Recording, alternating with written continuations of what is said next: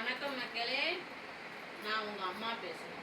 இன்றைக்கி என்ன பேசுகிறேன்னா, இன்றைக்கி என்னென்னா சாப்பாடு, சுட சுட சாப்பாடு, சாம்பார். இது வந்து சவு இது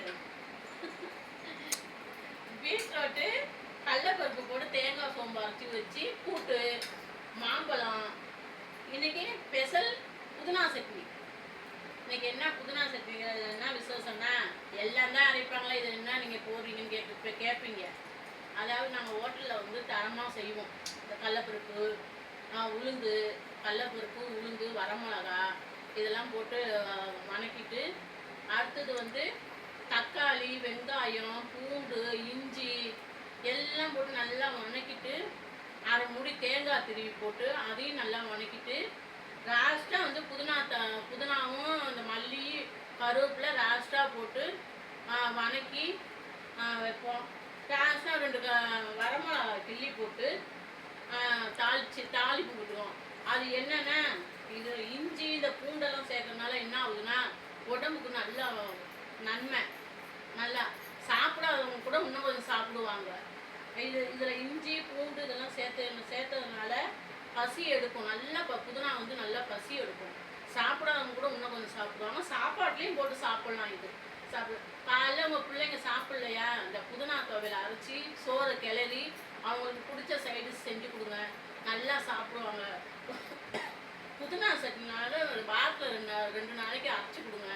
குடும்பம் பிள்ளைங்களுக்காக இருந்தாலும் சரி, வீட்டில் உங்கள் வீட்டுக்காருக்காக இருந்தாலும் சரி, யாருக்காக இருந்தாலும் சரி செஞ்சு கொடுத்தீங்கன்னா நல்லா பசிக்கும். நல்ல உடம்பு ஃப்ரீயாக இருக்கும், கலகலன்னு இருக்கும். அதெல்லாம் சாப்பிட்டா உடம்புக்கு நல்லா ஆரோக்கியம். புதினா சட்னினால நல்ல நன்மை கிடைக்கும். நல்ல நன்மை கிடைக்கும். இதை என்னென்ன வாரத்தில் எங்கள் வீட்டுக்காருக்கு இது விரும்பி சாப்பிடுவார். வாரத்தில் என்னதான் நம்ம தொட்டுக்க நல்லா கூட்டு பொரியல் எது செஞ்சாலும் இந்த புதினா சட்னி செஞ்சோம்னா இன்னும் கொஞ்சம் சாப்பிடுவார். இதில் தான் புதினா இதில் வந்து தான் ஃபஸ்ட்டு வந்து கடலைப்பருப்பு சேர்க்குறேன், உளுந்து சேர்க்குறேன், உடம்புக்கு நல்லது உளுந்து. அதுக்கப்புறம் வந்து வரமிளகா போடுறோம். 3வது வெங்காயம் போட்டு நல்லா வணக்குறோம். தக்காளி, அதிலே வந்து பூண்டு, இஞ்சி ஒரு கொஞ்சம் போடுறோம். புளி ஒரு கொட்டை போடுறோம். நல்லா போட்டு வணக்கிட்டு அரை மூடி தேங்காய் போட்டு அதிலே நல்லா வணக்கி எடுத்துட்டு, லாஸ்ட்டாக இந்த பச்சை நிறம் அப்போ தான் கிடைக்கும்.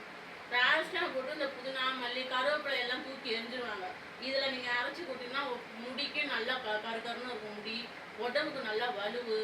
நல்லா வாரத்தில் மக்களுங்களே இது வாரத்தில் 2 நாளைக்கு உங்கள் வீட்டில் எல்லாம் செஞ்சு கொடுங்க. உடம்புக்கு நல்லது. பிள்ளைங்களுக்கு நல்லா சாப்பிடுங்க. பிள்ளைங்களுக்கு வந்து நல்லெண்ணெய் ஊற்றி காலையில் இதை செஞ்சு கொடுத்தீங்கன்னா இன்னும் கூட தினம் கூட இதை கேட்பாங்க. அப்படி உள்ளது இது புதினா சட்னி.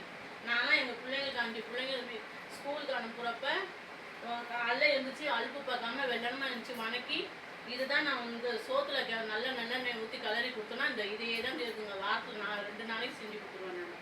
இது உங்களுக்கு இது பிடிச்சிருந்தா கமெண்ட் பண்ணுங்கள், ஒரு லைக் பண்ணுங்கள். வணக்கம், நான் உங்கள் அம்மா பேசுகிறேன். பாய்.